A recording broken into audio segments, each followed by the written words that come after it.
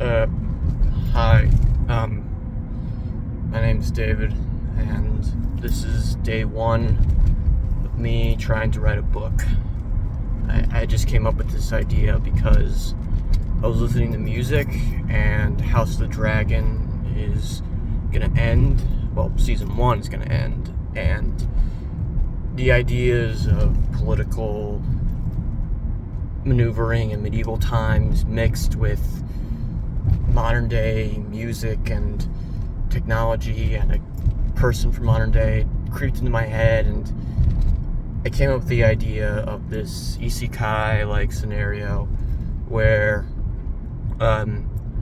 basically a guy goes back in time, well, not time, to medieval land that I'll create, and he slowly becomes, over time, the ruler of the land through a combination of intelligence, political maneuvering, and making friends and new loved ones, all while technology from our universe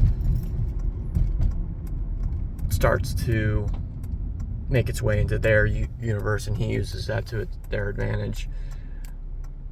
I'm not gonna say that this ending is gonna end with big bombastic technology and magic versus magic style thing. I have no idea.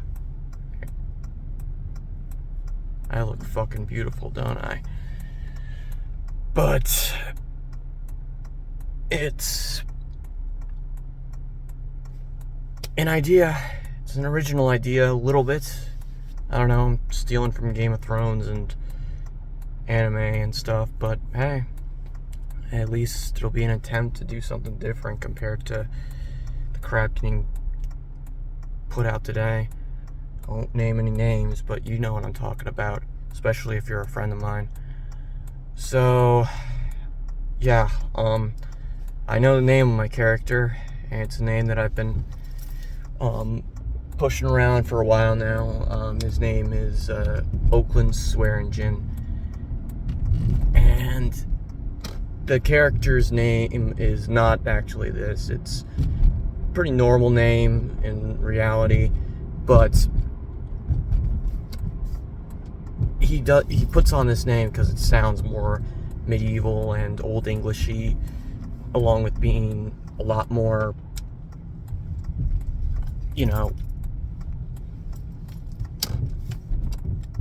sorry if I'm stumbling here, a lot more proper. That's the word I'm looking for, proper. So, also excuse my poor camera things, I'm driving here.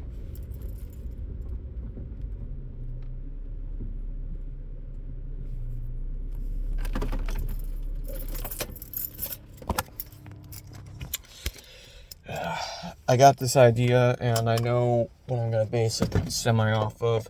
I have some CDs for my CD player here in my car. It's a hand-me-down from a friend of my mom's, and while listening to myriad of different CDs, I'm very much a rock and roll guy, though.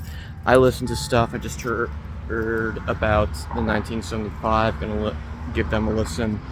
I know about Tame Impala. Radiohead is putting out new stuff, so I'm gonna give. So I listen to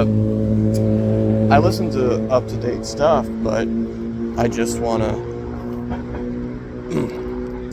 I want to really embrace the classics, because those were the ones that really broadened the horizon for music as we know it today. So I'm also gonna try and base arcs in the book that I'm gonna be writing, or who knows, books, off of the CDs that I have in my car. It's usually just randomly selected from a means that I don't think I want to reveal, because it'll sound really stupid. It'll be kind of like the Man in the High Tower's way of picking out stuff. book Man in the High Tower, not the TV show. In the book, he does an old Indian way of fortune telling and pulls certain sticks out, and that helps him choose his way. And yeah, read The Man in the High Tower and watch the series. Both are really good. So yeah, the way I'm doing it is not going to be revealed to you. It's trade secret. But hey, at least it's original. The first album will be The Doors from 1967. We follow Oakland as he awakens on a beach, and he wakes up in this strange, well, not a beach. I shouldn't say a beach, because the idea is that there's this continent or something, and the continent centerpiece, like if you ever play Fire Emblem Three Houses or Warriors Three Hopes, you'll know that in the center of the continent of Fodlan there's Garreg Mach, the church / kind of Vatican City-esque place that manages to keep itself isolated while at the same time taking part in the 3 different countries' affairs. And that's basically what this place is. It's a mixture of King's Landing and Garreg Mach, where it's centered in the middle, so that way if one place goes to war, if one thing goes to war with it, then they can escape to another place. Or if they can also be at the center of power and keep an eye on the land from a place that they can easily reach everywhere else from. Squirrels are getting gnats or something up there. And Oakland wakes up after gliding down this river. He knows where he's from. He's from Midwest United States, much like myself. Look at this shit. This is a college campus for you.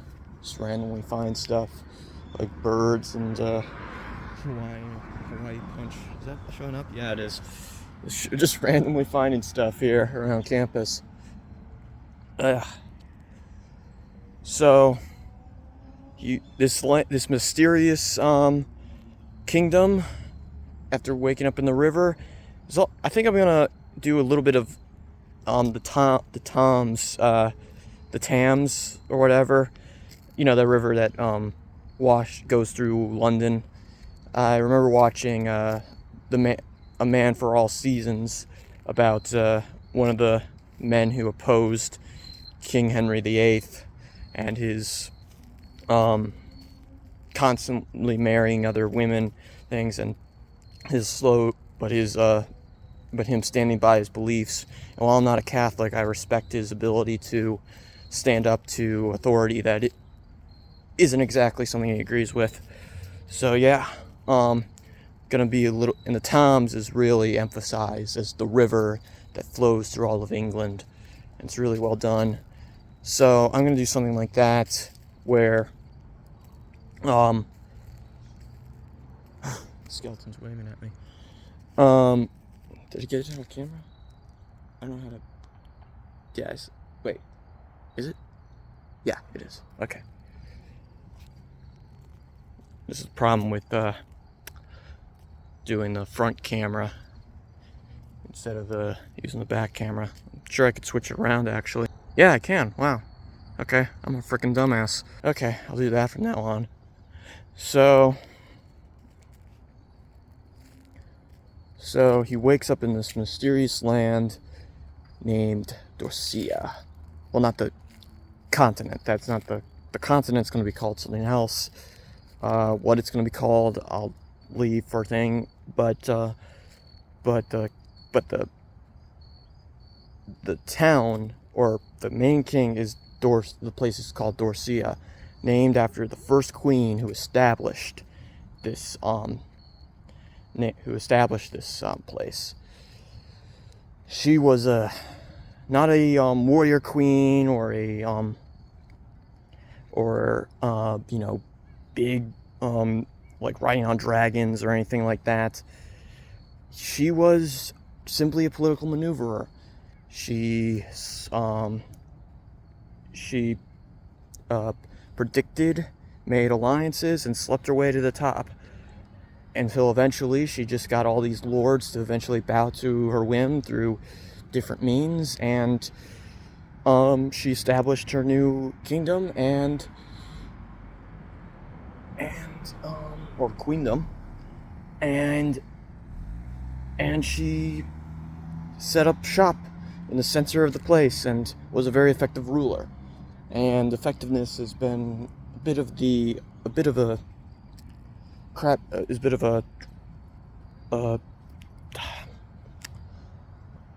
ring toss. First thing that came to my mind. In terms of leaders, sometimes you get really good ones, sometimes you get really bad ones.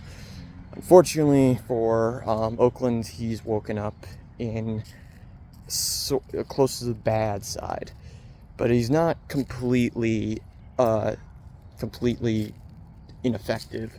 It's more like book Viserys from House of Dragons. See, it's a bit different. In the book, Viserys is when he gets older, he's not like slowly withering away or anything. No, he's just fat and drunk and doesn't care. That's basically what this guy is, and he's had multiple children, all of which are little bastards or bitches in their own unique way. Some are more salvageable than others, but he wants more because he wants to make sure that one of them turns out well. So this is where we get into crazy shit. I didn't even name the king. Mictland. That would be a good name. Mictland, the king. Yeah, that would be good. So he's going to marry a 15-year-old named, what would be her name?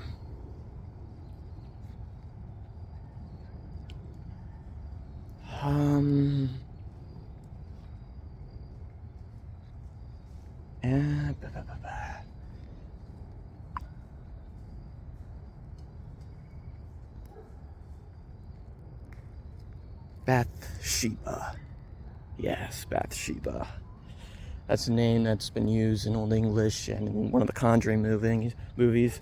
And it'll be a great contrast to her English name versus her heritage, because she comes from across the sea. She's been named the Bronze Beauty Princess, where she's tan and very polite and gentle, and holy crap, she's beautiful, but she's also very, very dangerous. She's only marrying the king for political reasons, forced upon her by her father and mother, who have taught her how to be an effective assassin. So that way, when she marries the king and then he ends up dying for unknown means, well, yeah. I think I'm gonna stop my vlog here, and yeah. I gotta go get lunch. I'll probably start this up later and review my notes. And yeah, and who knows, maybe I'll upload this to YouTube, and this will probably be an ongoing series. So, what will I call this series? I don't know.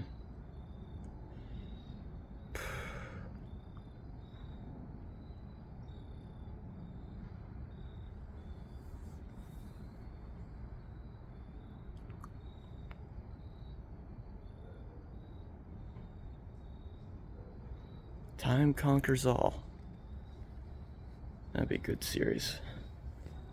Anyway, I'll see ya.